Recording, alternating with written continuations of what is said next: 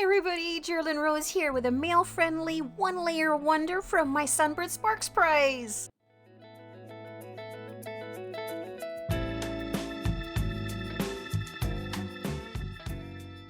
This was the second panel that I did when I was foiling with my Sunbird Spark, the Flourish Boldly set. I had the press plate out.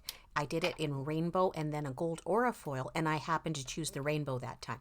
So I had this gold foil one left over, and you can see that that is how slowly I actually run the press plate through my big shot, because it's the heat and the pressure once you have foiled it that causes the foil to adhere.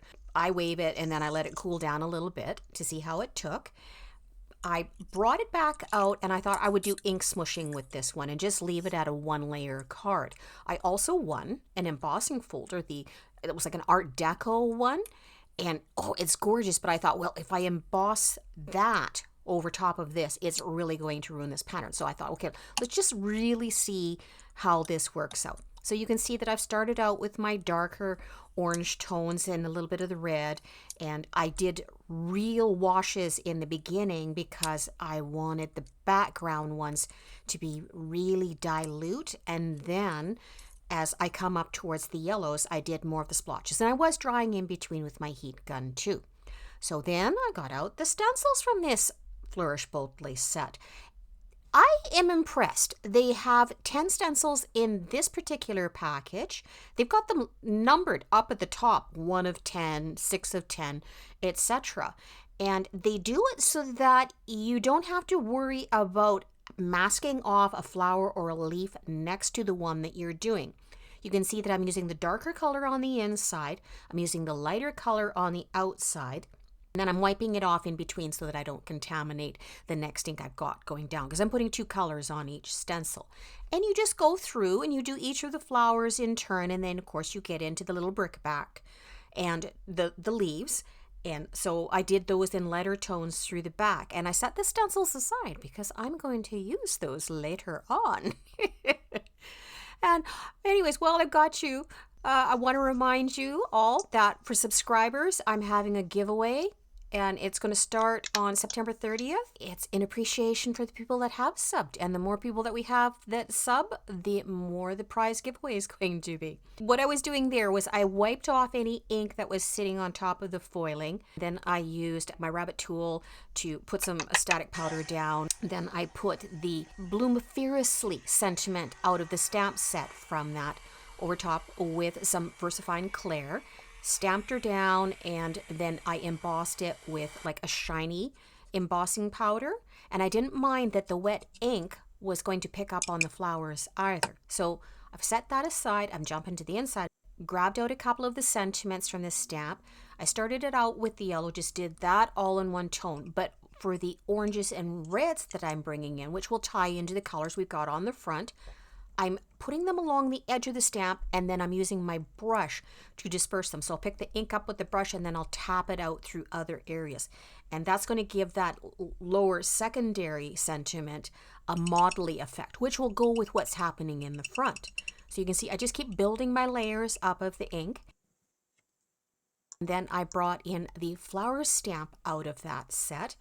Forgot to put down my backing paper so that that stamp doesn't stick to the grip mat that I've got inside my Misty. So everything's working now. And I'm using a yellow ink, and then I'm going to take what's left on the red and the orange brushes, and I'm just, same thing, tap, tap, tap, tap, tap on the inside where the flower is. The detail on this stamp is incredible. The lines are so fine, and they all just go down perfectly. Well, I'm happy with how she's looking so far, and I didn't put any splatter or any bling bling on the last 2 cards, so it's time for that. That, whoops, by the way, is why I had my jet black ink spray inside the box, because I didn't want that spilling on the carpet. And me with my carpal tunnel, You never know, right? So same thing. I splattered some of the jet black ink over top of it and just little specklies. And if you use a water pen that's totally dedicated to that, that's how you can get that effect. I used my fan brush for the Kuretake Gold Mica ink to tap gold on as well, and again a very fine splatter. Now I thought I would get out one of the pigment gold inks. I smooshed it down. I can see it's getting a bit dry. I'll have to re-ink. But then I brought out some of my translucent crackle paste and I'm mixing it. I was like, okay, I know this is going to dry clear, but I wonder what happens if I mix gold ink into it. And you can see I've flipped the panel around there so that as I'm drawing my knife stroke out, that I'm going in the direction so that I don't go into the stencil and push it underneath the stencil. The other thing is these things are bendy. They're flexible. Look at that. I knew that I wanted to put these little bric-a-brac all the way around the outside. I was able to tuck them into strategic spots without hitting any of the other stuff that was still wet. So I'm like, hey, that's a win. And did not mess the back stamp up this time. Yay! So that's the custom stamp that I got from Scrap and Stamp years and years ago. I've got 7 of them. Hope they do it again. Just saying, Scrap and Stamp, please.